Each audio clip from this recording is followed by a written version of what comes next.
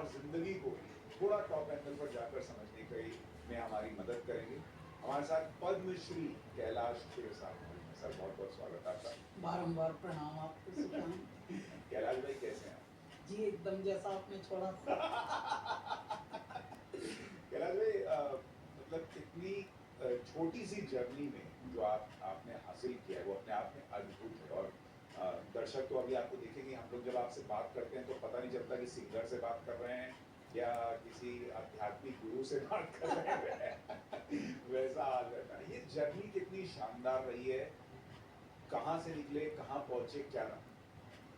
सुशांत भाई, जिस तरह से एक मूर्ति होती है परमात्मा की, जैसे जब हम भगवान राम के प्राण प्रतिष्ठा मंदिर प्राण प्रतिष्ठा में सम्मिलित होने गए, तो उस वक्त जैसे मूर्ति का अनावरण हुआ और प्रत्यक्ष दर्शन हुए जनमानस को, जो वहाँ उस प्रांगण में उपस्थित थे हम जैसे, तो जो दृश्य सामने दिखा, वो प्रतिमा पहले जो दिखी, उस दिखने भर में अश्रु आ गए। और वो अश्रु आनंद के थे, उत्सव के थे। हृदय में न जाने कितनी उमंगें उठ रही थी। वो प्रतिमा आपको मनोहारी तो लगी, लेकिन वो न जाने कितने वर्षों से, पहले तो पत्थर तप रहा होगा, लाखों वर्षों का वो पत्थर, क्योंकि पत्थर क्या है, धूल के कण जब चिपकते चिपकते चिपकते चिपकते लाखों करोड़ों वर्ष के हो जाते हैं तो शिला बन जाती है। उस शिला को भी जब छेनियां पड़ती हैं, इतनी छेनियां पड़ती हैं कि जब वो एक दिन मूर्ति बनकर, परमात्मा तो बिना प्राण के थे, प्राण प्रतिष्ठा तो उस दिन हो रही थी, लेकिन वो प्रतिमा जब हमारे समक्ष आई तो अश्रु बह उठे और आनंद ही आनंद बह उठा, जैसे साक्षात परमात्मा समक्ष आ गए हैं। वो जो प्रतिमा की सौंदर्य था, उस सौंदर्य को तो हमने भाव विभोर होकर अनुभव कर लिया, परंतु उस सौंदर्य के पीछे कितने वर्ष, कितने वर्षों की तपस्या और कितनी छैनियाँ और हथौड़ियाँ पड़ी होंगी, ये तो मेरी प्रतिमा ही जानते हैं परमात्मा की। ये वो वाला जीवन हमारा कैलाश खेर का। अब आपने परिचय जैसे पद्मश्री कैलाश और मैंने सुना कि आप अपनी इंडस्ट्री में पहले पद्मश्री हैं, और जब आपको पद्मश्री मिला तो बड़ा हाहाकार भी मचा। वो तो होता ही है। देखिए, अचानक बनी हुई सल्तनत कोई होती है, बनी हुई दुनिया होती है, खास तौर से ये जो जिसको हम पतंगुड जैसा भी एक नाम वहाँ लेते हैं, फिल्मी दुनिया हम कहते हैं उसको, वहाँ पर जितने भी सिक्योर लोग होते हैं वो बहुत इनसिक्योर होते हैं। अच्छा, ये उस प्रोफेशन का मैं कहूँगा, समझ लीजिए जैसे स्वभाव है बेचारा, मतलब उस दुनिया में रहना ही मरते दम तक इनसिक्योर रहने जैसा, कि कोई और ना हमारे निकट आ जाए। मतलब सिंहासन छीने तो बड़ी बात होती है, कोई निकट भी ना आ जाए, कहीं सिंहासन का पैर ना खींच ले यार मेरे, वैसी एक डरावना सा। बिकॉज क्या होता है, ये जो क्रिएटिव वर्ल्ड होता है सुशांत भाई, ये इनसिक्योर वर्ल्ड होता है, अनसर्टेनिटी से भरा होता है, अनिश्चितता से। अनिश्चितता जो है वो सुरक्षित करने के बाद भी आपका पीछा नहीं छोड़ती। यानी आप देखिए, आपने जैसे इतना दुख देख लिया हो, इतने आप हादसों से गुजर गए, आप जब हादसे नहीं भी हैं तब भी आप हद से रह रहे हैं। तो इसीलिए भारत का अमीर आदमी भी ज्यादातर गरीब की तरह एक्ट करता है।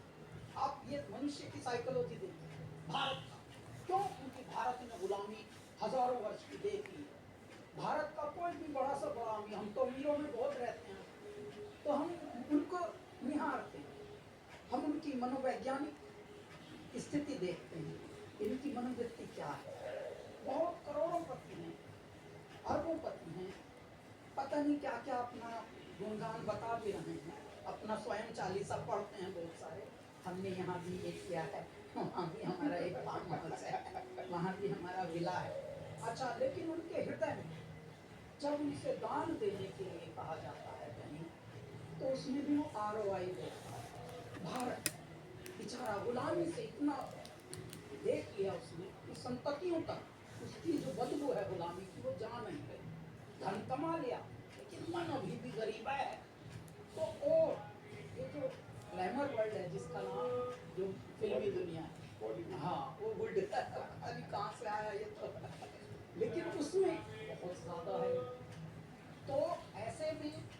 जीवन वहाँ परमात्मा को अलग ही लीला रची। साहेब, मैं दिल्ली का हूँ, दिल्ली में जन्मा और दिल्ली के ही क्षेत्र में मेरठ, मुजफ्फरनगर, हरिद्वार, ऋषिकेश, इन क्षेत्रों में ही हमारी परवरिश हुई, पालन पोषण हुआ। साहब, हमारे घर में संतों का आना जाना रहता था।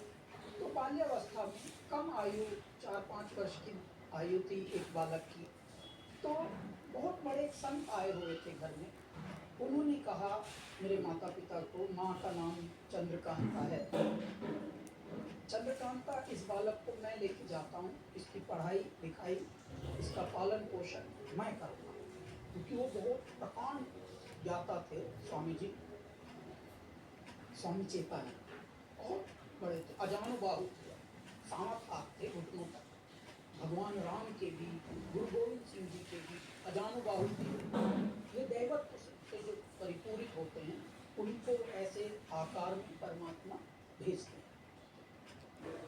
तो उन्होंने कहा इस बालक को मैं लेके जाऊंगा, मैं ही इसको पढ़ाऊंगा लिखाऊंगा, इसकी कुछ विलक्षण बात है।